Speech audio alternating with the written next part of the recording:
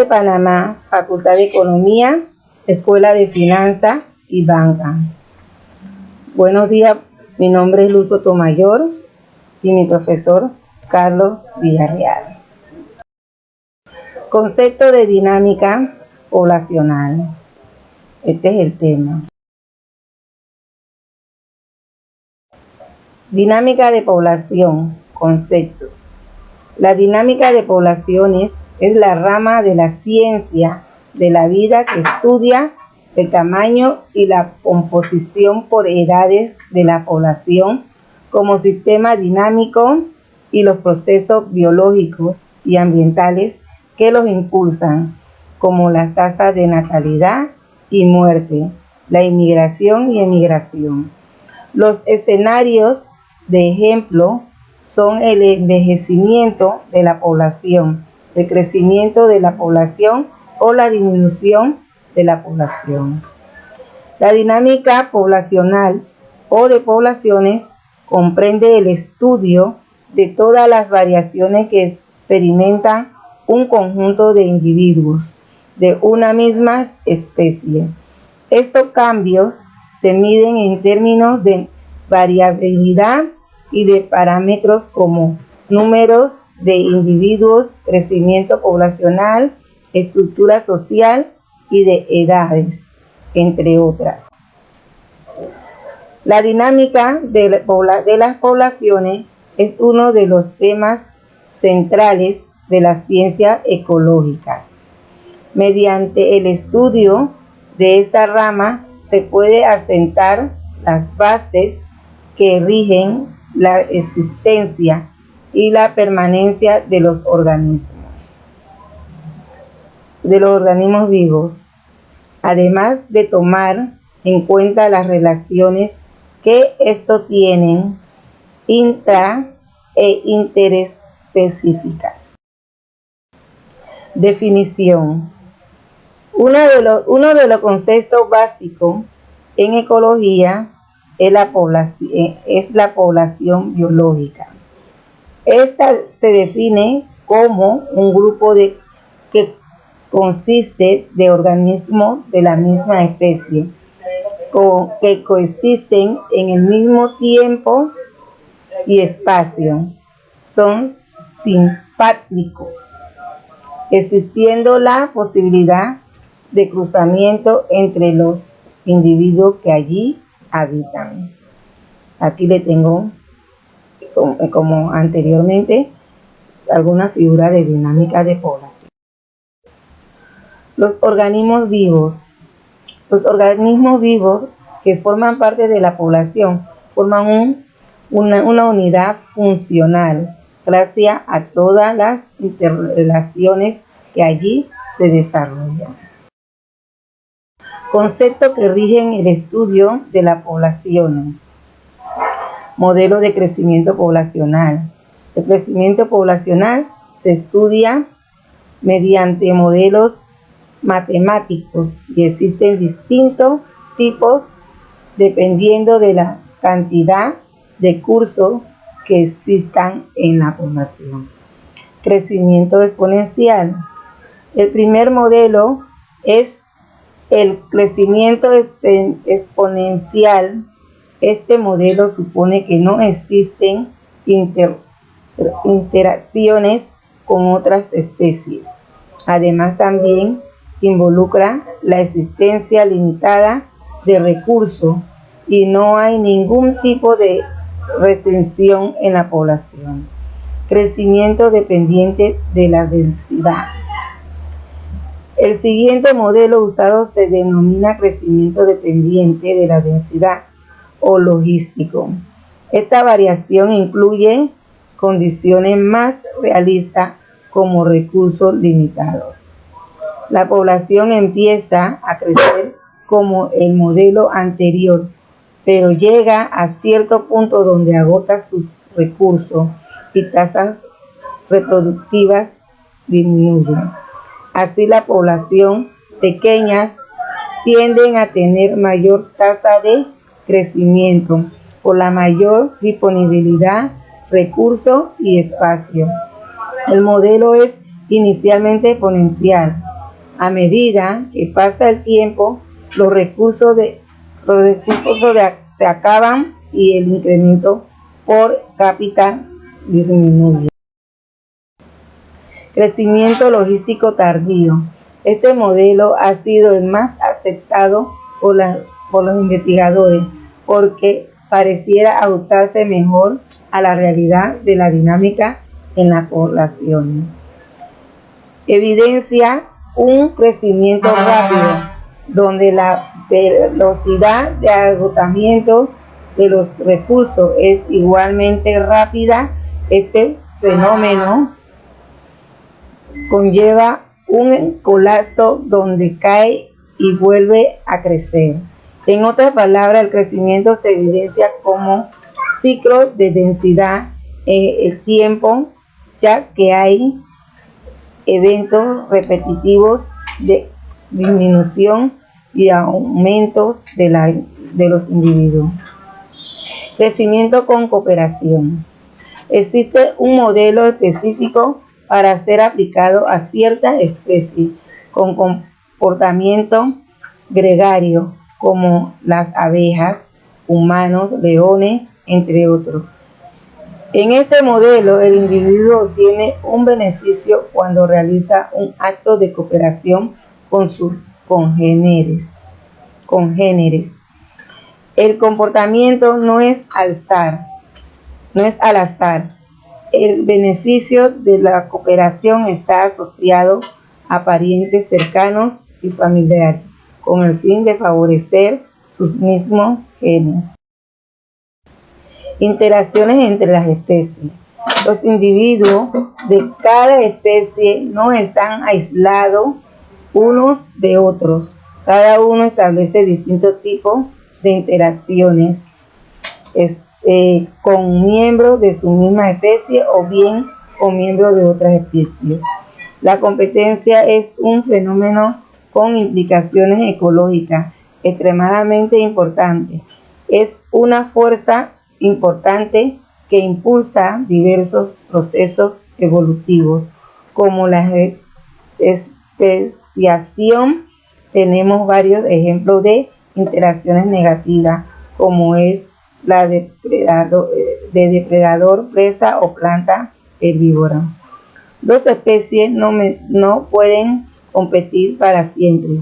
Si usan recursos muy similares, puede que una desplace a otra o que se separen en el uso de algún recurso. Sin embargo, no todas las interacciones son del tipo negativo. Puede existir relaciones que beneficien a ambas partes, mutualismo, o que solo una se vea beneficiada y la otra no se vea afectada, comensalismo. Bueno, aquí les dejo figuras que representan la dinámica de población. Muchas gracias. Hasta pronto, profesor. Hola, vamos a revisar en esta sesión lo que es la dinámica poblacional. Entonces, seguimos trabajando en el mismo objetivo, que es analizar e interpretar los factores que afectan el tamaño de una población. En este caso, vamos a ir directamente a lo que apunta a los crecimientos poblacionales. Entonces, vamos partiendo enseguida. Lo que vamos a partir es definiendo lo que es la dinámica poblacional. Apunta a la variación en la cantidad de individuos que hay en una población, y esto está determinado tanto por el potencial biótico y la resistencia ambiental. Entonces, lo que es un potencial biótico, en palabras simples, es la cantidad máxima de individuos que pueden crecer sin ninguna restricción. Es decir, no hay competencia entre las especies, ya pueden crecer la cantidad de individuos que están determinados en cada una de las especies, pueden nacer todos, ¿cierto? Por ejemplo, está en el caso del monito del monte, ahí que tiene 4 crías, en el caso del escorpión que va de 2 a 100 crías aproximadamente. No hay parásitos, ya no hay nada que limite en este caso el crecimiento de individuos. Apunta específicamente a un valor teórico, ¿ya? En la teoría son tantos individuos que deberían de nacer. pero en realidad, en términos reales, ¿cierto? Este factor de tipo teórico está determinado por una resistencia ambiental. ¿A qué apunta la resistencia ambiental? Que yo puedo decir en términos teóricos que nacen 100 individuos, pero en realidad el ambiente me va a determinar cuántos van a nacer. ¿Por qué? Porque tengo factores bióticos que podrían ser en este caso los depredadores, ¿cierto? Que se comen a los individuos y por lo tanto disminuye ahí ese potencial biótico. O bien los factores abióticos, la lluvia, la sequía, que también me va a limitar la cantidad de individuos que van a nacer. Y esa cantidad de limitaciones también me establece el límite de tolerancia. ¿A qué se refiere? Que cada especie tiene una tolerancia ante los límites, ¿ya? Es decir, soporta puntos máximos de un determinado factor, por ejemplo, la temperatura o la cantidad de nutrientes, ¿ya? Entonces, analicemos, ¿cierto?, en esa base. Acá tenemos el caso de los conejos, que si ven ahí, en estas condiciones está su franja óptima. Acá tengo la mayor cantidad de reproducción en términos de los conejos, pero si yo me voy hacia los extremos, el factor, cierto, limitante me hace que disminuya la cantidad de individuos, ya son poco frecuentes porque en este caso yo podría tener un efecto, por ejemplo, de nutrientes, que acá disminuye la cantidad de nutrientes, lo que implica que disminuye también la cantidad de individuos que van a nacer. O bien estamos en un periodo que introdujimos un determinado depredador y eso también entonces nos puso en una zona de estrés. Quiere decir que la cantidad de individuos también están disminuyendo. Ya, a eso se refiere con el límite de tolerancia, es decir, que cada especie tiene condiciones óptimas para poder sobrevivir y hay ciertas condiciones en las cuales empieza a disminuir la cantidad de individuos. Por ejemplo, nosotros soportamos ciertas temperaturas máximas y temperaturas mínimas. Ya cuando han habido momentos en que las temperaturas son muy bajas, se han dado casos en los cuales han muerto personas, ya principalmente personas que están en situación de calle, porque ellos son los que están expuestos. Obviamente los que estamos dentro del hogar no estamos expuestos a ese cambio de temperatura, pero sí los que están bajo así sin ningún techo. Y en el caso de los animales también, cuando disminuyen mucho las temperaturas también mueren. Las plantas se queman, ¿cierto? Y los animales mueren, que sería el caso de la tolerancia.